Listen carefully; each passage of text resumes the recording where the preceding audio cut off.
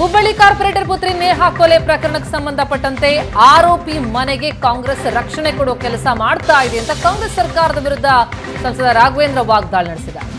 ಹಿಂದೂಗಳು ಅತ್ಯಂತ ಸಂಯಮದಿಂದ ವರ್ತಿಸ್ತಾ ಇದ್ದಾರೆ. ನೇಹಾ ಹತ್ಯೆ ಕೇಸ್ನಲ್ಲಿ ಸರಿಯಾದ ತನಿಖೆ ನಡೆಯಬೇಕು. ಕಾನೂನು ಚೌಕಟ್ಟಿನಲ್ಲಿ ಶಿಕ್ಷೆ ನೀಡುವ ಕೆಲಸ ಆಗಬೇಕು. ಆರೋಪಿ ಮನೆಗೆ ಕಾಂಗ್ರೆಸ್ ರಕ್ಷಣೆ ಕೊಡೋ ಕೆಲಸ ಮಾಡ್ತಾ ಇದೆ ಅಂತ ಕಾಂಗ್ರೆಸ್ ಸರ್ಕಾರದ ವಿರುದ್ಧ ರಾಘವೇಂದ್ರ ವಾಗ್ದಾಳಿ. 2-3 ರೀತಿಯಾದಂಥ ಅಹಿತಕರ ಘಟನೆಗಳು ರಾಜ್ಯಾದ್ಯಂತ ಇವತ್ತು ನಡೀತಾ ಇರೋದು ನಾವೆಲ್ಲರೂ ಕೂಡ ಮಾಧ್ಯಮದಲ್ಲಿ ನೋಡ್ತಾ ಇದ್ದೀವಿ. ವಿಶೇಷವಾಗಿ ನಿನ್ನೆ ಒಬ್ಬಳು ಹುಬ್ಳಿಯಲ್ಲಿ ಕಾಲೇಜಿಗೆ ಹೋಗೋಂಥ ಒಬ್ಬಳು ಹೆಣ್ಮಗಳು ನೇಹಾ, ಅವಳ ಮೇಲೆ ನಡೆದಂಥ ಕೃತ್ಯ, ಅವಳ ಸಾವು, ಇಂಥ ಒಂದು ಸಂದರ್ಭದಲ್ಲಿ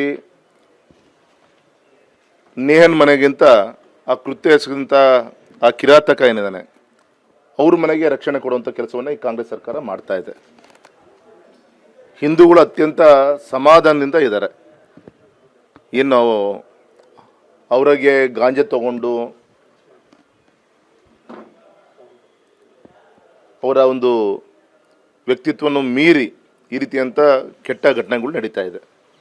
ಹಾಗೆ ಈ ಸಂದರ್ಭದಲ್ಲಿ ಸರಿಯಾದ ರೀತಿಯಂಥ ತನಿಖೆ ಆಗಬೇಕು. ಆದಷ್ಟು ಬೇಗ ಏನು ಶಿಕ್ಷೆ ಆಗಬೇಕು ಆದಷ್ಟು ಬೇಗ ಅದು ಕಾನೂನಿನ ಒಂದು ಚೌಕಟ್ಟಿನಲ್ಲಿ ತಂದು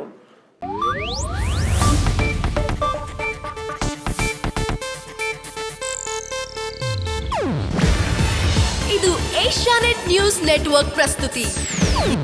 ನೀವು ನೋಡ್ತಿದ್ದೀರಾ ಏಷ್ಯಾನೆಟ್ ಸುವರ್ಣ ನ್ಯೂಸ್.